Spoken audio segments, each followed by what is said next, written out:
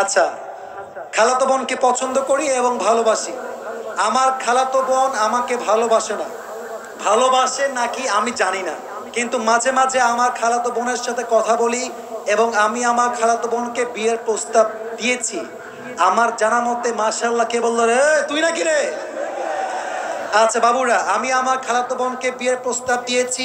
আমার জানা মতে খালাদের ফ্যামিলির সবাই আমাকে পছন্দ করে। আচ্ছা, খালু আমাকে পছন্দ করেন না। আমি আমার বাড়ি থেকে প্রস্তাব দিয়েছি, তারা বলছে আমার খালাতো বোন তাকে মাওলানা পাস করে, বাবারে বাবা, মাওলানা পাস করিয়ে বিয়ে দিবে, কনফার্ম জান্নাতি, মাশাআল্লাহ।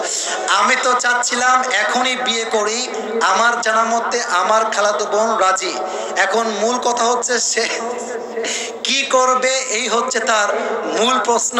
সে আদৌ বিয়ে করবে নাকি করবে না। Even the most interesting matter is সে তার বয়স, ঠিকানা, কয় নাম্বার সন্তান, তার বয়স কত, মেয়ের বয়স কত, 14 গোষ্ঠী লিখে রেখে দিয়েছে এখানে।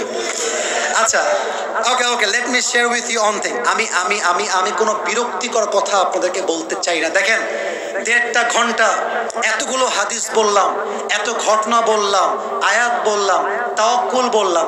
দেখবেন, মাইন্ড করবেন না, এগুলো বেশি একটা ভাইরাল হবে না। এই যে প্রশ্ন পড়লাম, এইটাই কালকে কয়েক কোটি মানুষ দেখে ফেলবে। তার মানে বাঙালি ভালো জিনিস খায় না, যত আউল ফাউল সব বাঙালিরা খায়, ঠিক না বলে? তবে যেহেতু সে প্রশ্ন করেছে, উত্তর দিচ্ছি। প্রথম কথা হচ্ছে, বিয়ের বয়স হয়েছে, বাপ মাকে বুঝাবা প্লিজ, মুঝে শাদি করনা है। ভালো ভালো বলছি, বিয়ে দিয়ে দাও।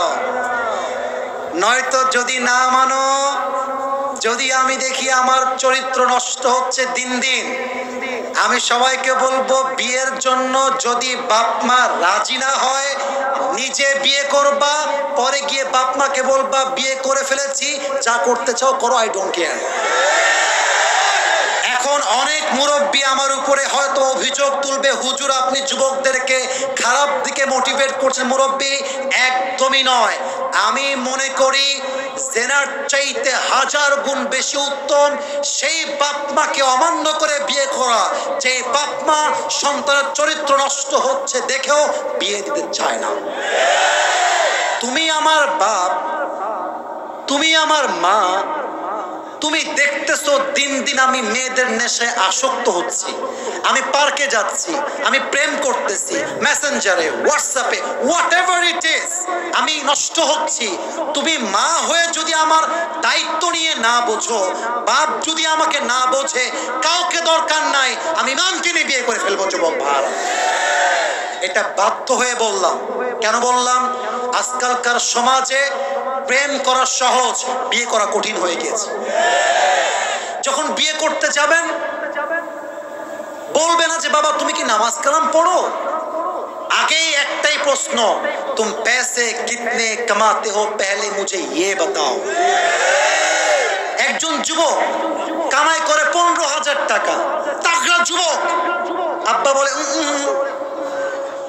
আরেকজন 50,000 টাকা বেতন, মাথায় চুল টুল কিছু নাই, টাকলা।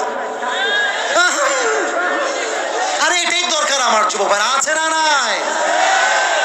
এক বাপকে যুবক বলছে, আব্বা জান এই মেয়েটাকে কার সঙ্গে বিয়ে দিলেন, इसके सर पे तो बाल नहीं है। तो আব্বা বলছে बेटा सर पे बाल नहीं है तो क्या हुआ, जेब में माल तो है ना। তার মানে কিছু বাপের কাছে মেয়ের জামাই হিসেবে চরিত্রবান জামাই নয়, টাকাওয়ালা জামাই তাদের জন্য বেস্ট অপশন হয়ে গিয়েছে, ঠিক না বলে? তো যুবকের জন্য প্রথম কথা, বাবা আগে বাবা মাকে বোঝাও, আব্বা আম্মার দোয়ার মধ্যেই রয়েছে আসল বরকত। আর একটা কথা বলে ফেলি, আমার বোনেরা মাইন্ড করবেন না, এই যুবকরা সবাই সাক্ষী আমার। আমি যুবকদের পক্ষে যেমন কথা বলি, আমি মেয়েদের পক্ষেও তেমন কথা বলি। আমি ভুল বললাম না ঠিক বললাম? বলো বলো বলো। আজকে যে মেয়েকে দেখে মনে হচ্ছে রাজরানী, কালকে বিয়ে করে বুঝবা ये तो রাজরানী नहीं है, ये तो কাল নাগিনী है। মেয়েদের ভালোবাসা বাঁচতেও সময় লাগে না, রূপ পাল্টাইতেও সময় লাগে না। মেয়েরা আজকে বলবে আই লাভ ইউ, কালকে বলবে আই হেট ইউ। ইভেন আজকালকার মেয়েদের কাছে ভালোবাসার চাইতে, অনেস্টির চাইতে, চরিত্রের চাইতে বেটার অপশন মেয়েদের কাছে বেশি দামি হয়ে গিয়েছে। আজকে বলবে তোমাকে ছাড়া বাঁচবো না, কালকে আরেকজনকে দেখে wow this person is the better person than the first one, আরে এ তো আরো দেখতে সুন্দর, আরে এর তো টাকা আরো বেশি। প্রথম জনকে বলবে জান আমার না বাড়িতে কেউ মানছে না গো। এটার নাম হচ্ছে উপরে সদর ঘা, উপরে ফিটফাট ভেতরে সদর ঘা। অতএব বাবু যাকে বিয়ে করছো একটু ভেবে চিন্তে করো। আজকালকার মেয়েরা বোরকা পরলে কিন্তু দিনদার হয়ে যায় না। যত পার্কে মেয়েরা প্রেম করে বেড়ায় তার 80% মেয়েরা বোরকাওয়ালিরাই প্রেম করে বেড়ায়। 3 নাম্বার কথা বলে শেষ করতে চাই, যেই মেয়ে তোমাকে, রাগ করেছেন আপনারা? আচ্ছা আমি কি বানাই ভুল কোন কথা বলেছি প্রিয় ভাইরা? আচ্ছা আমার দিকে একটু তাকাই বলবেন এটা আমার মুখে কি? ডানে আওয়াজ বামে আওয়াজ নেই, এটার নাম কি? দাড়িতে আমাকে অসুন্দর লাগতেছে, আনস্মার্ট লাগতেছে, খ্যাত লাগতেছে। অনেক মেয়ে বলে দাড়িওয়ালা নাকি খ্যাত। আমি একটা কথা বলেই ফেলছি, যাদের দাড়িওয়ালা পছন্দ না এই সমস্ত মেয়েদের জন্য বিটিএস এর হিজড়া ছাড়া পারফেক্ট অপশন আমার কাছে না। আরে যেই মেয়ে আমাকে দাড়ির জন্য বিয়ে করতে চাইবে না, সোজা কথা বুকের দাপট নিয়ে বলবো সে আমার বাড়ির বউ হোক, যোগ্যতাই তো রাখে না রাজবাড়ে। যে আমাকে নবীর সুন্নাহ দেখে বিয়ে করবে, welcome in my life, I will be with you forever, I will be there for you no matter what. তুমি আমাকে নবীর জন্য ভালোবাসবা, আল্লাহর জন্য ভালোবাসবা, accepted। তুমি আমাকে টাকার জন্য ভালোবাসবা, তোমার মতো মেয়েকে আমি